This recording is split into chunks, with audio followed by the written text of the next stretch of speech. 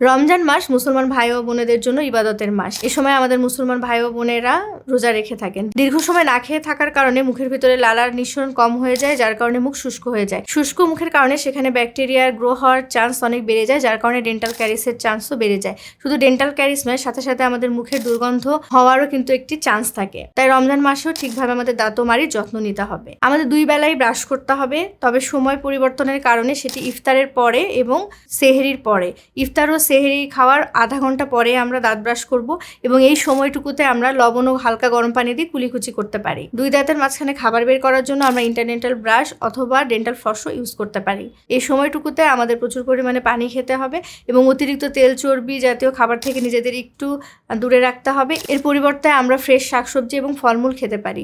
এতে করে আমাদের শরীরের স্বাস্থ্য কিন্তু ভালো থাকবে। তাই রমজান মাসে ওরাল হাইজিন আমরা এভাবে মেনটেন করব যাতে করে ডেন্টাল ক্যারিস হওয়ার চান্স কমে যায়। এরকম আরও ডেন্টাল হেলথ রিলেটেড টিপস পেতে আমাদের সাথেই থাকুন।